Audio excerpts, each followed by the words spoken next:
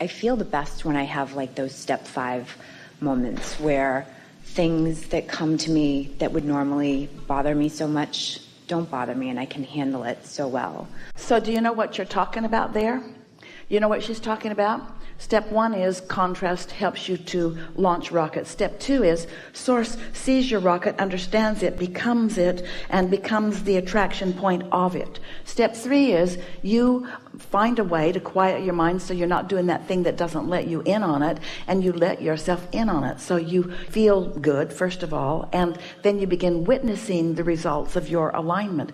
Step 4 is you're just really good at step 3. That sounds funny, but step 4 is really the mastery of step 3. Step 5 is you're so practiced at segment intending, you're so practiced at meditation, you're so practiced at calibrating your own alignment that when something unwanted comes into your awareness, as you knew it would when you decided to come into this physical body, it doesn't throw you off kilter. It doesn't put you out of balance. It doesn't shake you up in any way. Instead, you know, oh, here's a little piece of contrast that is helping me to identify with greater clarity what I want. It's contrast that I don't think I would have chosen, but the fact that it's here is all right because it's giving me information, because there's no ending to creation, no ending to it. There's always going to be more to choose from and more contrast to consider. And so when you know that, so you don't freak out over the contrast, then you take pleasure in the contrast in the same way that you take pleasure in a buffet that includes things that you're not planning to eat. You don't freak out and insist that they take all that stuff away that you don't eat. You just choose around it because you're good at this. You're not out of control. You have control of your vibration, and you know it, and it feels good to you.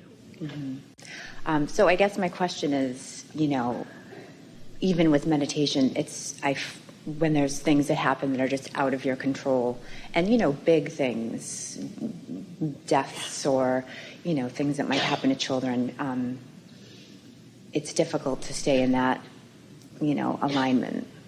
What would you recommend aside from meditation? Well, we would recommend that you stop saying that it's difficult.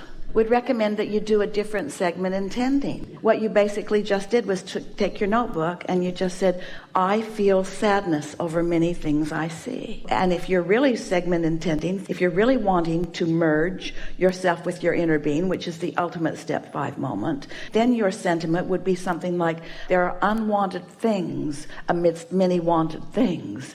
And I love focusing on the wanted things no matter what.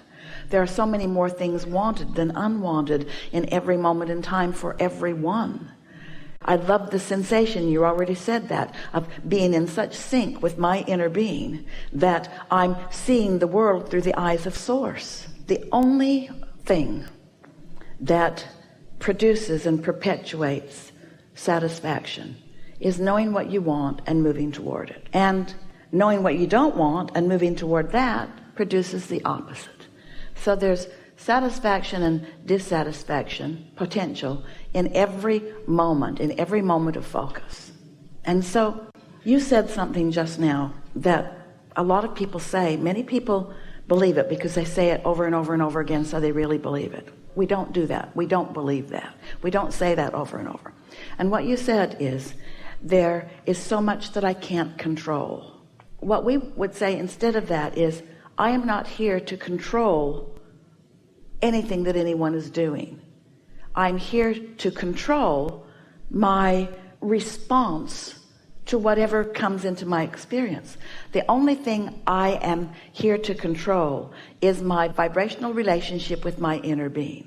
Because when I get in control of that, that means that every single moment in time, I'm so practiced at syncing up with that I have access to the thought that my inner being thinks about that. So you're aware that a child has died, and your inner being is aware that that child is eternal, and you're aware that that child is no longer in its physical body, and your inner being is aware that there's no separation between non-physical and physical, and that the communications and the relationships can continue on if they're wanted.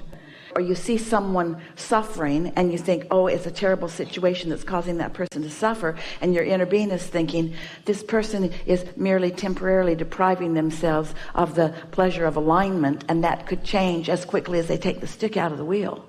When you give yourself the knowledge-based ability to hook up with your inner being and what your inner being knows about every situation, then, and really only then, are you the person in this body, in this time and space, in the way that you intended as you came.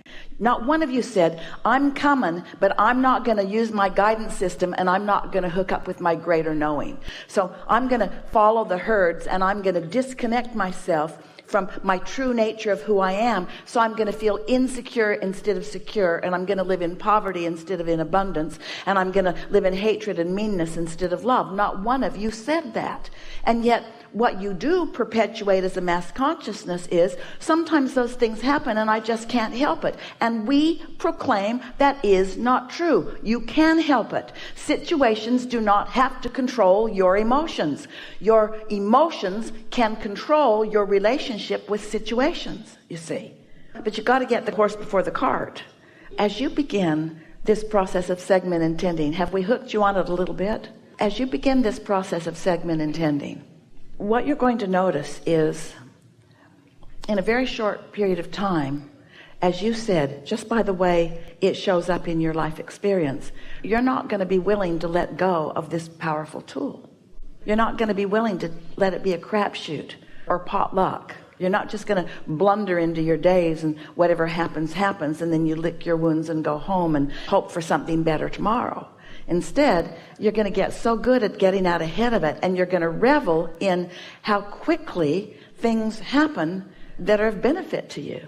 Esther, before she came down, she's coming through the back way, and she took a trial run last night, and it's always a little confusing because there's lots of hallways and it's weird back there. An elevator to one floor, and then a little walking, and then to another floor, and so on.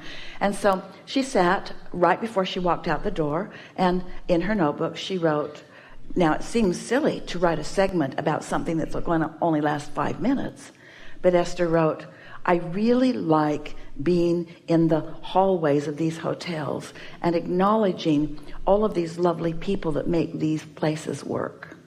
I adore the feeling of appreciation that I feel as I witness so much going on that most people don't get to see. I love the feeling of we're all in this together, and I so appreciate these people behind the scenes.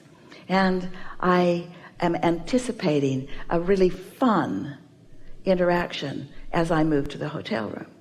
And so first thing that happened was she couldn't remember what floor she was supposed to get off on. But when she got to the elevator, a nice man said to her, who works behind the scenes, this is the service elevator. And Esther said, I know, they told me I could use it, but I've forgotten where I'm supposed to go. So he got on and showed her. It was so nice. And Esther knows she just rendezvoused with the information that she needed, and then she met him every segment of refreshment. Every time she went back, there he was to show her where the bathroom was, and oh, wait a minute, you're going the wrong way. He was like he'd been assigned by the universe to watch out for her. And Esther knows that. She's not missing that. She doesn't think that this is a coincidence or a lucky thing. She knows for sure that she vibrationally aligned with him as she got out ahead of it with the words that she wrote.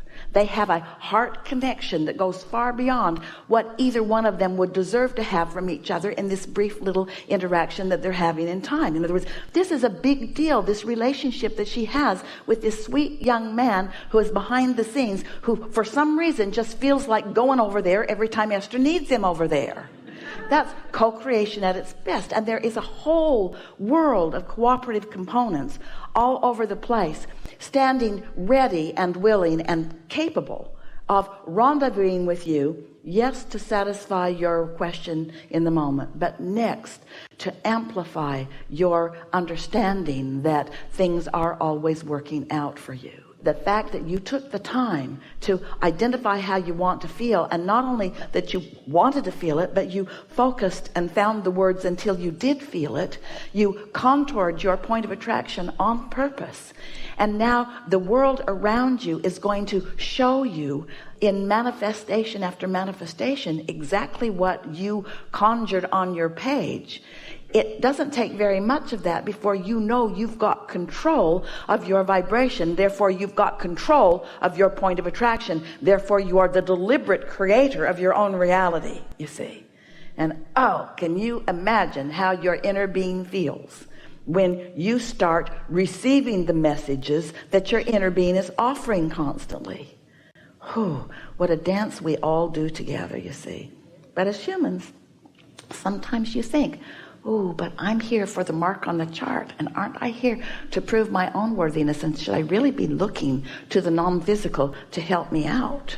And we say, of course you should. We're all in this together. You are an extension of that which we are. You are not sent here to prove worthiness or to find your way, to go get lost and then prove your worthiness by finding your way out. Life is supposed to be good for you. It's supposed to feel good for you every step along the way.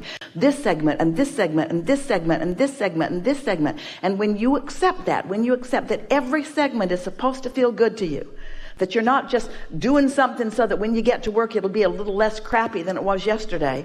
That's not what it's about. It's that this moment matters, and you have the ability to think about whatever it is that you're going to think about in a way that you do feel good now. And as you get hooked on feeling good now, you'll find yourself not even faced with people or with television programs or with things that would knock you off of that. You just don't rendezvous with them. And when you do touch up against them, you can feel right away, just like a hot stove. That's something that I can just go someplace else. And before you know it, you are the conscious, aware master of your own experience, where you realize that you just get to sift through all of this and identify what you want, and it comes to you with such ease. And then others who watch you say, how do you do that? And you say, well, it was hard at first, but then I got the hang of it. And they say, what's the hang of it? And you said, first thing I had to accept, my life is supposed to feel good to me. Not just occasionally, not just when I'm on vacation, not just on my 30th wedding anniversary. My life is supposed to feel good to me now. Because my inner being's life feels good now. In fact, my inner being feels so good that's why I feel bad when I go someplace other than where my inner being is. If your inner being were not powerful, only love, you would not know the discomfort of diverging from it. The very pain that you feel is evidence of the love that your inner being is. Does that make sense to you? We have enjoyed this day more than any that has ever come before. We feel appreciation for not just where you are. It was really satisfying to us to feel your vibration shifting as your understanding of what we're talking about settled in. But we have an eagerness that you're going to feel with us, as you said, manifestations over the next few days pinpoint and amplify the shift that has taken place here in you. So be playful about it. There's nothing serious going on. Nothing's broken. There's nothing big going on that won't be easy for you to just softly soothe yourself into a feeling place that will allow. And the last thing we want to say today to you is that the manifestations are delicious, and you want them because they are evidence of thoughts turning to things. You came into a time and space where that could happen, and it's a good thing that they do happen. And we want them to happen. We don't want you ever to think that we're trying to talk you out of manifestations. But what we want to also talk you into is the pleasure in the emotion before the manifestation happens. We want the words on the page to generate within you as much love and feeling of well-being as the manifestation will give you as it brings its proof of your worthiness. You see what we're getting at? We want you to accept the emotion that you are able to accomplish right now as evidence of, even call it a emotional manifestation. When you write something and it makes you feel a way, Isn't that a manifestation?